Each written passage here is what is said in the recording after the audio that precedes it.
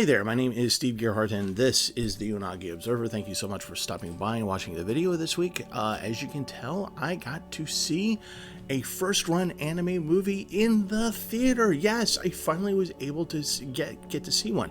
It's a rare treat for me due to my schedule and what I do for a living. So when I have the opportunity to do it, I grab it and run to the theaters. So I was able to watch Suzume, Makoto Shinkai's latest effort, and when I bought the tickets this morning, I thought I had the theater to myself, because when I bought them, nobody had bought any tickets. The theater was totally empty online. So I bought my ticket with, of course, the perfect seat in the theater, right? That's what you do. And I was just like, cool, I might have the theater to myself. And I did have the theater to myself up until about 5 minutes into the movie, when a very elderly couple walked in, African-American couple, walked in and sat in the same row as I did, just a few seats down on the aisle in the center part of the theater. And, watched we were, all three of us were there watching the movie. So the reason why I'm telling you the story is because at the end of it was a couple funny things. So at the end of it, the woman, the wife, kind of didn't understand what she was watching. And I discovered, as the older gentleman, and when I say older, I'm talking like really late 70s, possibly early 80s. That's how old this couple was. And he was sitting there telling her and dropping all sorts of animation terminology. And I was just like, holy crap. It's an older generation of otaku I'm sitting next to. I mean, it was amazing just hearing this guy talking the way we would talk about anime. It was just quite literally amazing, and I was so flabbergasted I didn't get a chance to actually introduce myself. But the second part, the more amusing part, was that, she turned to him at one point and said, so where were the Japanese people in this movie? And he said, what do you mean? They're all Japanese. No, they were all speaking in Japanese. I understand that, but there were no Japanese in the movie. No, honey, they're all Japanese. Those were Japanese characters. That can't be right. They all had round eyes. So anyway, obviously he proceeded to explain, and she just did whatever. And they left the theater. Clearly she didn't really get it, but he actually really did enjoy it. So anyway, I just wanted to share that little story with you.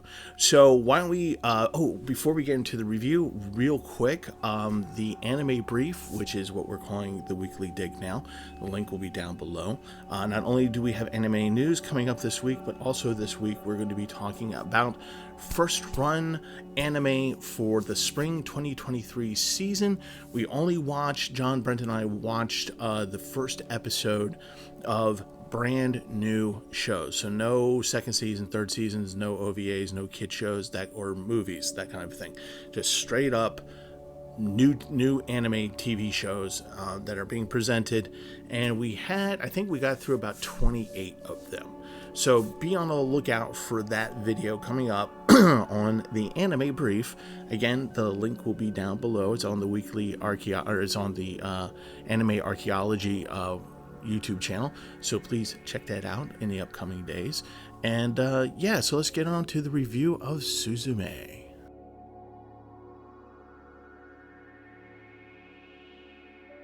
Suzume is Makoto Shinkai's latest effort. It is a brilliant effort as always. If you're familiar with Shinkai's work, you know that he does really good stuff and he knocks it out of the park more often than he doesn't. Obviously, he has his really big hit, Your Name. And if you're looking for Your Name in Suzume, you're not going to get that. You're going to get a different movie. But I'm going to tell you that it's every bit as good. For me, this is kind of special because this is the first Shinkai movie that I've been able to see on a very large screen, in a movie screen as well. And this is kind of important because if you know Shinkai's work, Shinkai does amazing animation, and his backgrounds are beautiful, and Suzume is no different. And he spared, again, as usual, he spared no expense in making a visually stunning product. So, I mean, even if you don't care about the story and you just want something gorgeous to look at for a little over 2 hours, by all means, sit on this movie because it is gorgeous. And again, as always, Shinkai's animation is top notch. So, so if you couldn't tell, the animation is good. It's kind of good, yeah. So let's get into the plot of the actual story. So Suzume is the title character, is the main character, and it starts off immediately with tugging at your heartstrings, as Shinkai is wont to do. And basically, it shows Suzume as a young girl looking for her mother. She can't find her mother. She's wandering around this field in the cold, and she's just not able to find her mommy. And she just sort of collapses. She's like 5 years old in this in this scene, and someone hands her a chair, this special chair to her, and she is kind of rescued as a result. And then Suzume, the older Suzume, wakes up, and it's a dream, and it's a recurring dream that happens throughout the movie where she's searching for her mother. And obviously, right about now, you're going, "Oh, the mother's dead, isn't she?" Pretty much.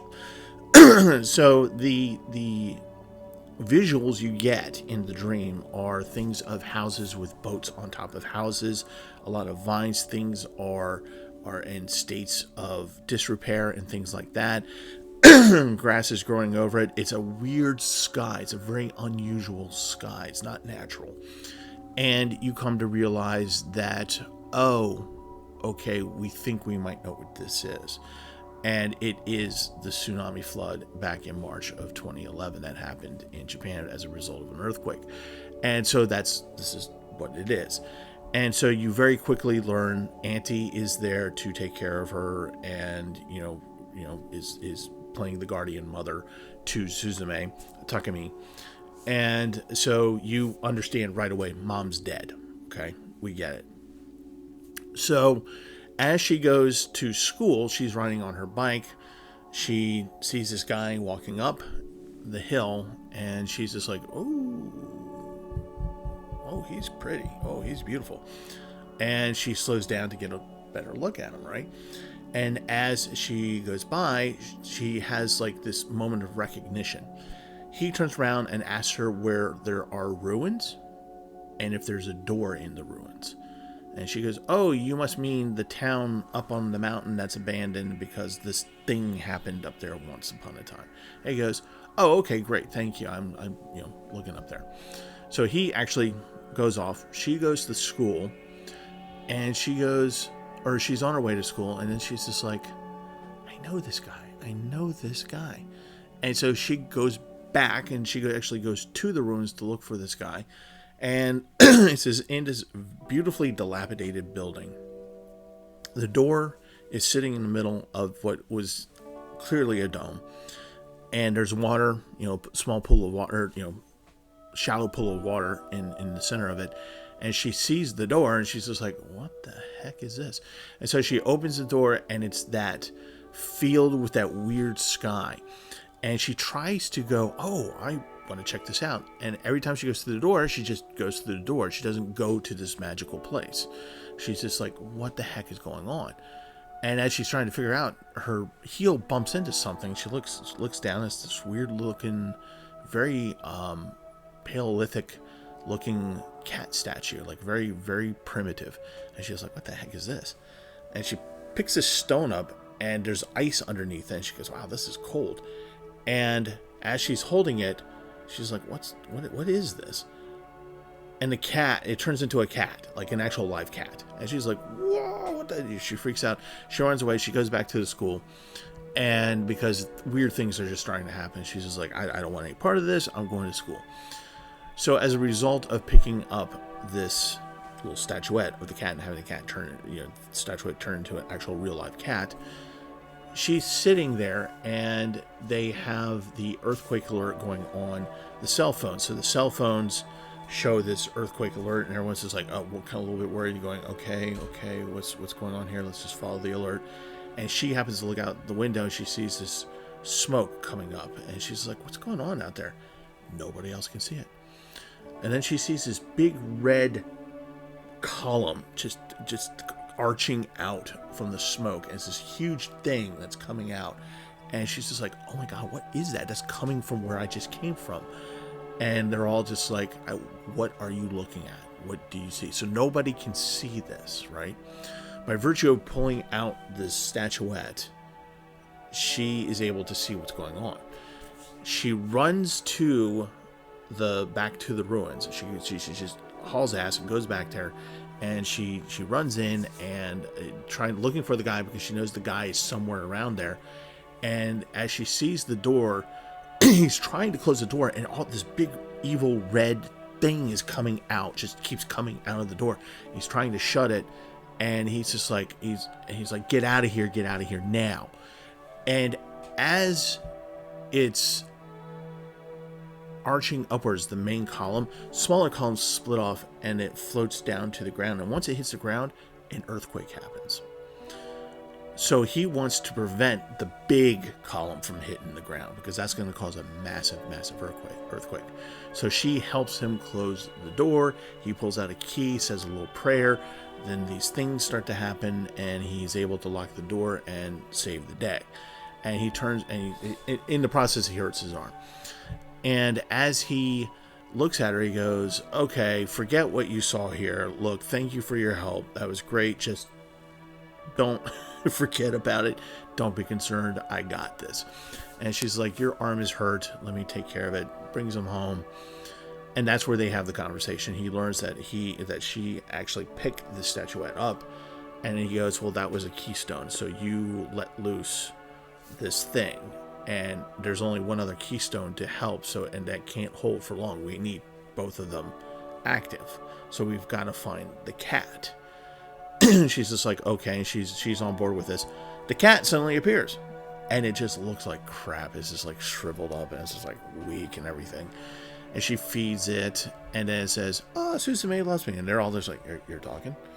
And the guy, whose name is Soda, realizes that this is the keystone, and he's just like, no, you got to get back. And the cat turns him and takes him and takes his body and throws it into the chair. So now he is in the chair, right? That was given to her, the child's chair that was given to her at the beginning of the movie.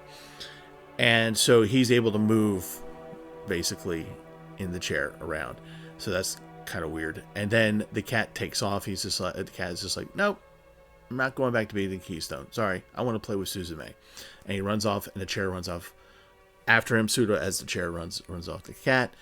And Suzume runs after them, and thus starts the journey. So the journey goes through basically from Kyushu, southern Japan, and goes all the way almost up to Hokkaido. And as they travel through, they're having to close doors to prevent these earthquakes from happening. And there's some realizations that you're going to have, historical realizations, which is at one point towards the end of the movie, you're going to realize that the Kanto earthquake was a result of Sota's people, who are called closers, who go around closing the doors, making sure the locks of the things don't get out, is what happens when a closer fails, and it caused a massive Kanto earthquake. So they're very diligent in what they do, because they don't want that to happen again. And the other thing you realize is that the earthquakes in Japan are caused by what they call the worm. That's the big red thing that comes out, and it lives underneath Japan, and mystically, not physically, but mystically, it lives underneath Japan. And these doors, when open, lets it out. It's not evil. It's just a thing. It just does what it does. And so this is their job to go to take care of this. And the rest of the movie goes on like that. I don't want to spoil anything else. Just know that, yes, you're going to be like, I'm not crying, you're crying. Because there's going to be moments, obviously, you're going to have, moments where you're going to be realizing about the mother, the relationship with the aunt, how she feels about Sota, and how things are reacting to each other. It's a typical Shinkai movie. So, the story holds up. It's a very, very fun tale. The movie itself is a little over 2 hours. It does not feel like 2 hours. The pacing is really, really good. There's some fun things in there. You're definitely going to get some Ghibli moments in there. Particularly with the cat, and particularly with some of the scenery in the background. Shinkai purposely said, you know what, I'm going to pull some pages from Miyazaki and throw that in there. Miyazaki's name is in there prominently, meaning that, they use his name as for things. Lawson's, I feel like I should be buying something from Lawson's, because that pops up frequently. It is, what else? You're going to see, I don't know for certain, and I probably will never know, but there was a heavy, I thought to me, at one point in the Tokyo portion of the movie, there was a very big Pat Labor movie scene in there with ravens and, things like that, and Babylon and all that. So I'm sure there is probably a ton of other things that I missed, right? So if you watch this movie, be sure to keep your eyes out, because there's probably a crap ton of Easter eggs in there. It's just really, really kind of fun. The music. So one of the two things, one of the things that Brent and John were saying to me from the anime brief, they said, you know, the soundtrack is really, really good. So a big portion of the soundtrack comes from the car ride that they take to go to Suzume's original home, and it's with one of Soda's friends, and he's playing these older 80s and 90s J-pop hits, and he's kind of singing along to them. So about half the music is that. Now, what is the other? And then there's one song in there that's a really nice jazzy blues song that you get to hear at the very beginning. No, it's not Yoko Kanno, it's somebody else. That's a really nice song. So the other half of the songs are by, just take a wild guess. I'll give you 30 seconds. All right. Did you guess Radwimps? Because you would be correct. So again, the Radwimps are involved with this. I think that the big song that's going to come out of this is called "How to Be a Nurse." That's the end. That's the outro song, so to speak. And again, the soundtrack is very, very good. It fits with the movie. That's the thing about a Shinkai movie. Everything fits, and the music is no exception. So obviously, I am telling you to see this movie. If you have the ability to see it in the theater between now and when the run ends, they usually don't have long runs. I think it's got one more weekend. If you can make it, if you can get into the theater to see this movie, even if you have to drive a little bit to get there, I think it's worth your time. Because again, one of the things I think about Shinkai movies, and this is the first Shinkai movie that I've seen on the big screen, and I'm right, which is, you need to see these things on the big screen, Shinkai's movies on the big screen, because it's just more of an effect because of his animation and the backgrounds and what happens. So obviously, yes, go see this movie. You will enjoy it. It's 2 hours. It does not feel like 2 hours. It's up and down. It's funny. You're gonna be a little verklempt at points, and yeah. So watch the movie. Absolutely. All right, so that's the review, and that's going to be it for this video, because I'm not going to do a Genshin Impact Diary for this week, because I've been watching so much anime that I didn't really have time to play Genshin that much. So there you go. Next week, we'll probably have a return to the Genshin Diaries. All right, so that's it. Thank you for watching. Stay good, be healthy, do what you got to do to stick around, because I would like to meet you all at conventions. So yeah, stay healthy, be good, and love you guys, and I will see you next time.